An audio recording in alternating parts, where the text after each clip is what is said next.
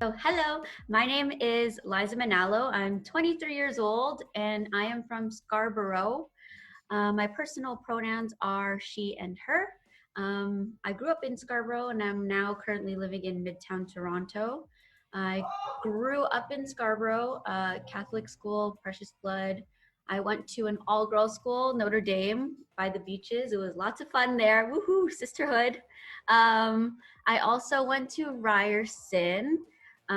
Did a couple years there for English, and I also did tourism management as well. But throughout my entire education, I always was a competitive dancer. I grew up at a studio called Toronto Dance Industry. I danced there from, I can't even remember how old I was because I was so young when I started there.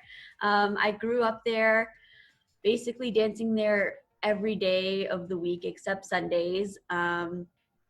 My schedule as a kid and like throughout my schooling was basically school, and then you go home and you eat an early dinner at like 4 o'clock, and then you go straight to dance until like 10 p.m.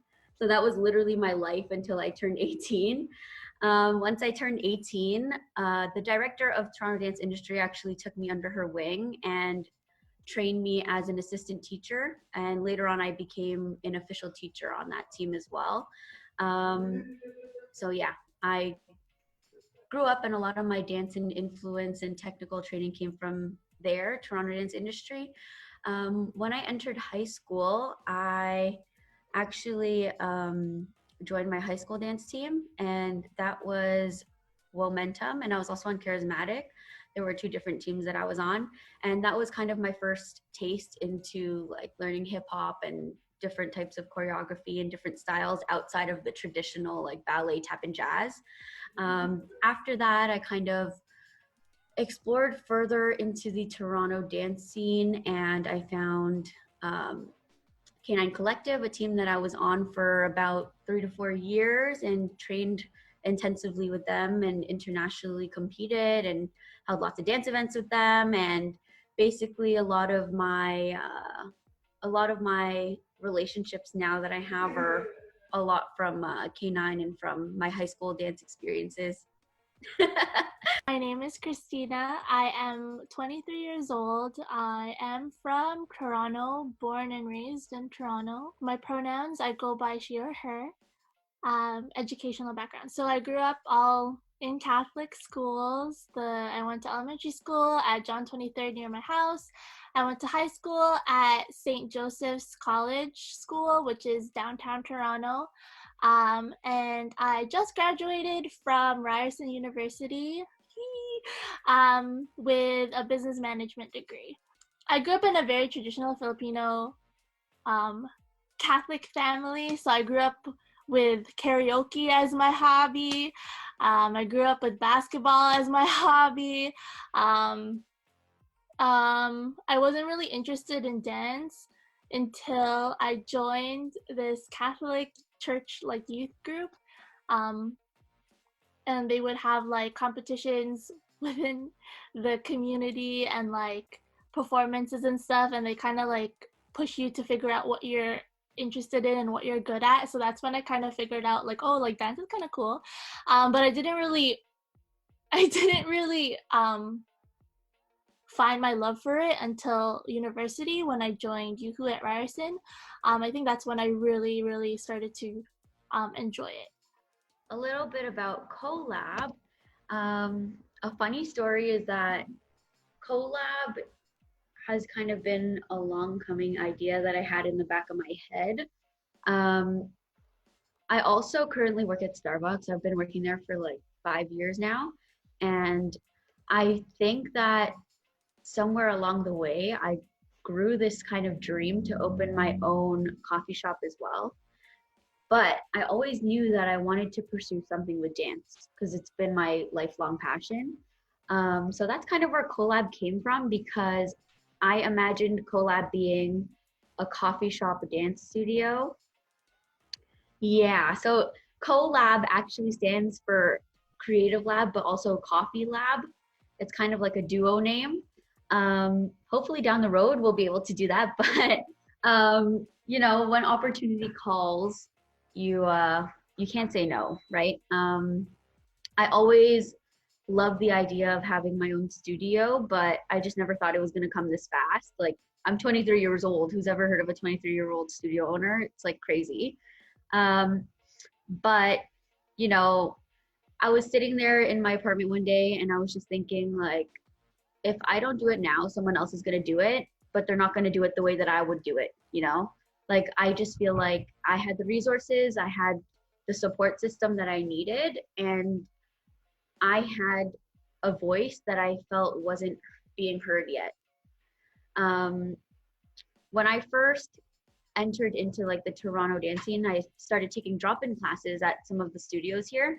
And one thing I noticed was that I could never find someone that I could connect to, or like a teacher or instructor that I could connect to as like a Filipino queer artist. Like, it was just so hard for me to, resonate with these other teachers who don't necessarily like look like me or have the same values as me. So I felt like that was something that I felt really strongly about, that really needed to get out there, and that I wanted to start in this community.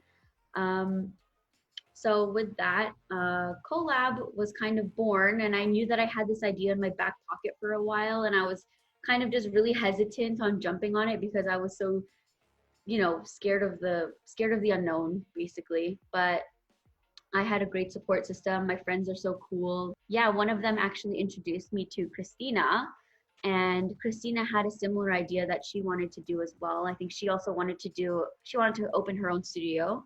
So one of our mutual friends, Juliet, connected us. And yeah, we actually met pretty recently. We met like last summer. People are always shocked whenever they hear that. They're like, "What? How did you guys just met? That's crazy!" And I'm like, "Yeah, you're like, we literally met. We had a meeting at Starbucks, and I like threw all my ideas at her, and we kind of just clicked. Like, we agreed on everything that needed to be represented in the community, things that were missing. Like, we had the same feelings, the same emotions about everything that was happening, especially with 2020 being so tough on dance studios. Like, we knew that this was something that needed to happen now." On my end, when literally everything that she was saying, or she was sharing about her experiences and like what she wanted for the studio, it was like check, that's what I wanted, check check check check, and like all the things that I wanted for like a space as well, like she already thought about, so I think it was just like I don't know, Liza and I are weird in the way that like when we tell like, oh, I think we should do this, like the other person was like, oh yeah, I was just thinking about that, or like our ideas are so similar, and I feel like that's what makes it that's what made it work, I guess. Or yeah, I think that's because she already thought about the whole concept, and she already had the logo, she already had the name, so I was like, man, like, wow, this is so easy. I could just be her, like, her little I wouldn't say tech savvy person, but at least a little bit better than tech than her, or like her little admin person. So I feel like it was very important for me to have a team of directors, because I've seen so many instances where where it was like a one-man show, and I just feel like that's never worked, you know? If you have the support team and you have the people that can help you, you need to take advantage of them. And I think that's one of the main things that I wanted with Co.LABto, was a lot of collaboration, especially for a studio that's for the community. I want people to be invested in it as much as I'm invested in it. So coming up with a team of directors, especially a all-female team of directors, was a huge, huge, huge value of mine. if you're gonna ask us like what we were looking for when it was creating our board of directors, it was also that people, like women who we knew that are doing the work, who are trying to educate themselves too. And I feel like if we have a solid team who can support these artists, then I feel like the environment at Co.LABto is gonna be a game changer compared to, studios of the past. And I don't know, I think how we create the culture at Co.LABto and how we change, the stereotypical or like what Toronto dance scene is known for. Because from my experience, I was just honestly just scared of Toronto dancers because they're so intimidating. And I'm such a shy person. Like you were just saying that I never talk because I'm so scared of everyone. And I feel like if I want to change that, then like it has to start with me, and it has to start with the people that we're working with. Because I don't want another person not come out of their shell, or not put anything out, or not create because they're scared. Yeah, because I've been scared my whole life, and it literally took me 23 years to finally be like, okay, no, like I need to step out of my shell. So yeah, I don't know, just creating a culture and a space where people are not afraid to be who they are, or not to be afraid to come out, not to be afraid to just be their authentic self, is like the bare minimum that we could do. If you guys have any other suggestions, we're very open to that. But I think that's like step one of what we want to do. I just really want and hope that Co.LABto will be a space where like BIPOC individuals, or, you know, LGBT individuals, where they feel comfortable speaking up, and where they know that their voices are going to be heard, you know, and not only be heard, but be valued. Because I know that sometimes it may be hard. It may be hard to call somebody out when you don't know if like someone else will back you up. You know what I mean? If you're the only one in that space. And we just want those people to know that, you know, you're not the only one, and we see you and we hear you, and we want to be there to support you every step of the way. And whatever you need, I want people to know that, you know, they don't have to be afraid of coming forward and coming as their genuine selves. Because as artists, the only way to create true art is to come as yourself.